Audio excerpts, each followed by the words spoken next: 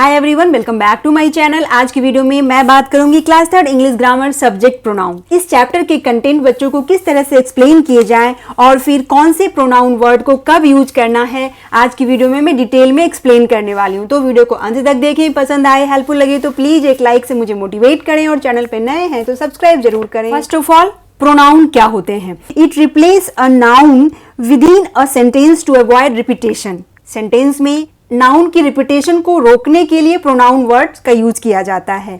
यानी सीधे शब्दों में नाउन की जगह जो शब्द आते हैं वो प्रोनाउन कहलाते हैं। ये हो गया। प्रोनाउन किसे कहते हैं ये क्लास 1-2 में बच्चों ने कर रखा है। इस बार सब्जेक्ट प्रोनाउन कराने हैं। तो subject pronoun replaces a person और a thing as the subject of sentence. यानी सेंटेंस में जो सब्जेक्ट है, पर्सन हो, प्लेस हो, थिंग हो, जिस भी चीज की बात हो रही है सेंटेंस में, जो सेंटेंस का सब्जेक्ट है वो जब रिप्लेस होता है प्रोनाउन वर्ड से तो वो सब्जेक्ट प्रोनाउन कहलाता है। ये अब और भी क्लियर हो जाएगा इन एग्जाम्पल्स के थ्रू। जैसे Riya is my best friend, she loves dancing. तो यहाँ सी किसके लिए आया? रिया के लिए। रिया क्या है? इस सेंटेंस में सब्जेक्ट है और सब्जेक्ट रिया की जगह पे यहाँ सी यूज हो रहा है, तो ये सी सब्जेक्ट प्रोनाउन हो गया क्योंकि ये सब्जेक्ट रिया की जगह पे सेंटेंस में यूज हो रहा है। दूसरा example, Ravi is a good boy, और इसमें रवि सब्जेक्ट है और next sentence he is playing football. अब यहाँ रवि की बात हो रही है और उसकी जगह पे सेंटेंस में ही का यूज हुआ, तो ये ही और यहाँ सी, ये प्रोनाउन वर्ड सब्जेक्ट की जगह पे यूज हो रहा है सेंटेंस में, इसलिए ये सब्जेक्ट प्रोनाउन के एग्जाम्पल हो गए। नाउ क्लास 3 में प्रोनाउन के टाइप्स नहीं कराए जाते, बस बच्चों को यहाँ सिंगुलर प्रोनाउन और प्लूरल प्रोनाउन समझाया जाता है। यानी वैसे प्रोनाउन वर्ड्स जो सिंगल पर्सन, प्लेस, एनिमल के लिए यूज होते हैं वो सिंगुलर प्रोनाउन हो गए, और जो एक से ज्यादा पर्सन, प्लेस, एनिमल या थिंग्स के लिए यूज हो रहे हैं वो प्लूरल प्रोनाउंस हो जाएंगे। आई एंड मी, ये दोनों वर्ड यूज होते हैं खुद के लिए, जब हम खुद की बात कर रहे होते हैं। जैसे I like Maggi, give me some juices. तो यहाँ एक सिंगल पर्सन की बात हो रही है तब आई या मी यूज होता है। जब हम एक से ज्यादा लोगों के साथ हों और तब हमारी बात हो रही हो तो हम यूज करते हैं प्लूरल प्रोनाउन, जैसे वी, अश, आर। अब इसके एग्जाम्पल्स मैं आगे बताऊंगी कि किस तरह से इन्हें यूज करना है।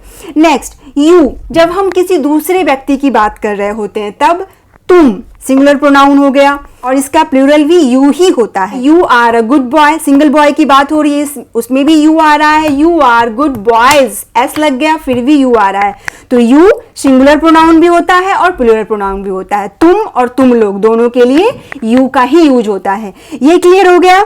Now he, him, his. अब अगर किसी सिंगल पर्सन की बात हो रही हो जो मैं और तुम छोड़कर तीसरा है उसके लिए, और अगर वो मेल है तो ही, हिम या हिज का प्रयोग करते हैं, और अगर वो गर्ल है, लड़की है, तो सी और हर यूज करते हैं, और इट किसी भी सिंगल प्लेस, एनिमल या थिंग के लिए इट यूज करते हैं। अब इनका प्लूरल फॉर्म हो जाता है दे, देम या देयर। यहाँ एक बहुत जरूरी बात बच्चे को बताइए कि ये आई, मी, यू और वी, आर मेल और फीमेल दोनों के लिए यूज हो सकते हैं। मेल्स के लिए भी यूज होंगे एंड फीमेल्स के लिए भी, ये दोनों के लिए यूज होंगे। लेकिन ही, हिम, हिज ये केवल मेल पर्सन के लिए यूज होगा। और इसी तरह से सी, हर ये फीमेल्स के लिए यूज होता है। सिंगल फीमेल जब की बात होती हो तो वहां सी और हर लगाएंगे। और इट का यूज एनिमल, प्लेस और थिंग, इन तीनों के लिए इट का यूज होता है। जब किसी सिंगल एनिमल, प्लेस या थिंग की बात हो रही हो तब वहां इट लगाते हैं। और इनका यूज दे, देम, देयर का यूज सभी के लिए होता है। मेल्स के लिए भी यूज होंगे, फीमेल्स के लिए भी यूज होंगे, और ये एनिमल और थिंग्स के लिए भी यूज होंगे। ये सभी के लिए यूज होते हैं दे, देम, देयर प्लूरल फॉर्म में।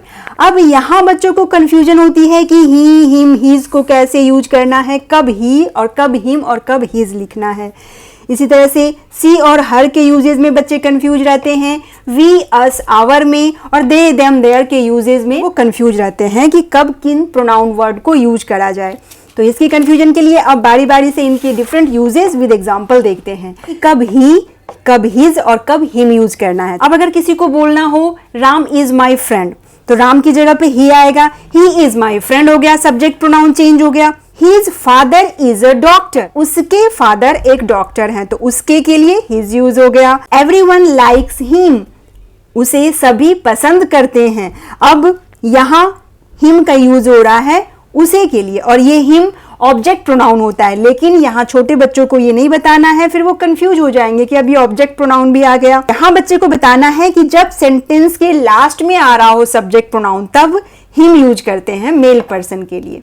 तो क्लियर हो गया कि ही कब यूज करते हैं, सिंपली सब्जेक्ट प्रोनाउन को रिप्लेस करने के लिए। हिज जब उसके बारे में कुछ और बता रहे होते हैं, उसके फादर, उसके मदर, उसकी सिस्टर, इस तरह से, तो वहां हिज यूज करेंगे। और जब सेंटेंस के लास्ट में सब्जेक्ट प्रोनाउन आए तो हम हिम यूज करेंगे। इस तरह से ही, हिज, हिम के यूजेस क्लियर हो गए। नेक्स्ट, यूजेस ऑफ सी और हर। तो सी और हर हम फीमेल्स के लिए यूज करते हैं और ये सिंगल फीमेल के लिए यूज होगा। जैसे रिया इज माई फ्रेंड, तो रिया सब्जेक्ट को हटाकर प्रोनाउन आ गया, subject pronoun she, she is my friend. Next sentence, her father is a doctor. अब उसके पापा एक डॉक्टर हैं और ये गर्ल है, इसलिए यहाँ हर यूज होगा, हिज नहीं यूज होगा। एवरीवन लाइक्स हर, अगेन गर्ल के लिए हर यूज होगा, हिम नहीं होगा। इस तरह से ये भी क्लियर हो गया। नाउ सबसे ज्यादा बच्चे कंफ्यूज हो जाते हैं दे, देयर और देम के यूजेस में, तो इसके लिए एग्जांपल देखते हैं। दे आर माई फ्रेंड्स, वे मेरे दोस्त हैं। They have finished their homework, कहा जा रहा है कि उन्होंने अपना होमवर्क फिनिश कर लिया है।